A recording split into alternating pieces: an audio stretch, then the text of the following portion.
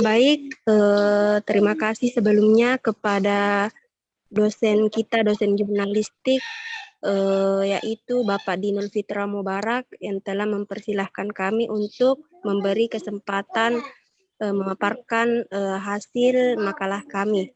Izinkanlah saya untuk memperkenalkan anggota kelompok kami, yaitu kelompok 3 dengan topik sejarah dan perkembangan jurnalistik di dunia.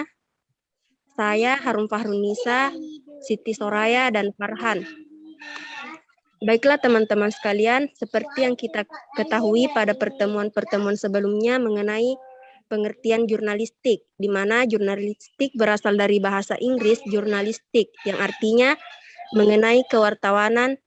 Kata jurnalistik berasal dari kata Latin acta diurna, yang artinya catatan harian. Madougal menyebutkan bahwa jurnalisme adalah kegiatan menghimpun berita, mencari fakta, dan melaporkan peristiwa. Dalam mengetahui suatu hal, kita tidak pernah lepas dari yang namanya sejarah, pengetahuan, ataupun filosofis. Segala sesuatu memiliki hal yang patut dikaji untuk diketahui dan menjadi ilmu yang baik di masa depan dari masa ke masa, yang bernama sejarah. Selain tokoh, artefak, tempat yang berpengaruh di masa lampau yang selalu dikaji, memiliki filosofi dan sejarah, jurnalistik juga merupakan hal yang demikian, di mana jurnalistik tidak semena-mena diketahui keberadaan perkembangannya tanpa kajian sistematis ataupun sejarah yang membuktikan legalitas keilmuannya, bahwa jurnalistik merupakan hal yang memang harus dan patut dipelajari. Dari pendahuluan di atas, maka dapat ditarik beberapa rumusan masalah mengenai sejarah perkembangan jurnalistik di dunia, yaitu yang pertama, jelaskan sejarah jurnalistik di dunia, jelaskan perkembangan jurnalistik di dunia, dan apa manfaat mempelajari sejarah perkembangan jurnalistik di dunia. Adapun tujuan dari diskusi kita pada hari ini yaitu mampu mengetahui dan memahami sejarah jurnalistik di dunia, mampu mengetahui perkembangan jurnalistik di dunia, dan mampu mengetahui manfaat mempelajari sejarah perkembangan jurnalistik di dunia. Adapun topik pembahasan utama kita pada hari ini yaitu sejarah jurnalistik di dunia, perkembangannya, dan manfaat mempelajarinya. Kemudian sejarah jurnalistik di dunia akan dijelaskan oleh rekan kelompok saya, yaitu Saudari Siti Soraya. Waktu dan tempat dipersilahkan. Oke, terima kasih. Secara umum, sebuah teori mengatakan bahwa sejarah jurnalistik dimulai ketika lalu Firaun Amenhotep mengirim ratusan pesan kepada para perwira inti memberitahu apa yang terjadi di ibu kota. Selain teori tersebut, beberapa sejarah di dunia. Di antaranya adalah jurnalistik pada zaman Romawi kuno, kegiatan yang dimana menyebarkan informasi zaman Romawi pada tahun 100 sampai 44 sebelum Masehi, di mana Julius Caesar berkuasa. Saat itu terdapat sebuah produk jurnalistik pertama yang disebut Acta Diurna. Ini disebut sebagai awal pengertian tentang jurnalistik yang terbit di zaman Romawi.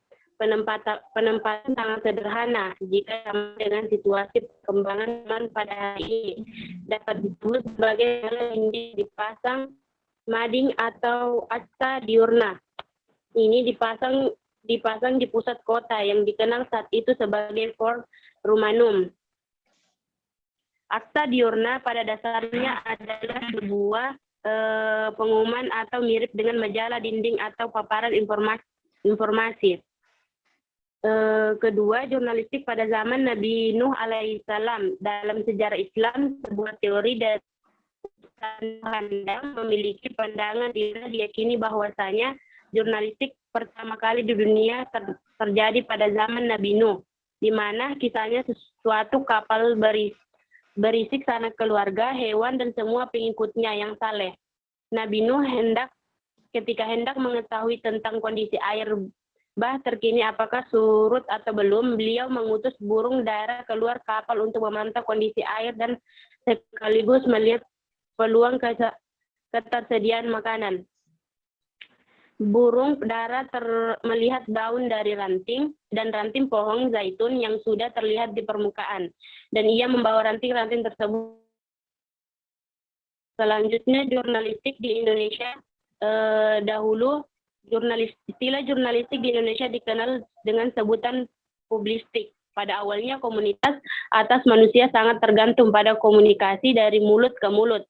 Catatan sejarah yang berkaitan dengan media massa terpicu, penemuan mesin cetak oleh Johannes Gutenberg di Indonesia, jurnalistik diawali oleh Belanda. Dengan demikian, beberapa pejuang kemerdekaan Indonesia pun menggunakan kewartawanan sebagai alat perjuangan. Pada masa penjajahan Belanda di tahun 1615 atas pemerintahan Jan Pierre Tezon, yang kemudian pada tahun 1619 menjadi Gubernur Jenderal Foch, diterbitkan Memoires der Nouvelles yang ditulis dengan tangan. Selanjutnya, penemuan kertas Cina, dikenal nama Cailun. Ialah penemuan kertas pertama yang berkebangsaan Tionghoa yang hidup pada dinasti Han, abad ke-1, abad ke-2 Masehi. Ia terlahir di Guiyang, sekarang di wilayah Hunan. Ia bernama lengkap Cai Jisong, atau sering dipanggil Jisong. Ia merupakan seorang pegawai negara di pengadilan kaisaran. Selanjutnya, saya serahkan kepada moderator. Farhan, Saudari Farhan. Saudara bos.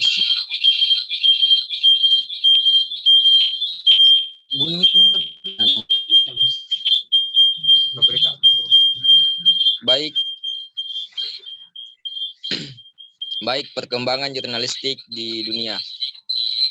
Perkembangan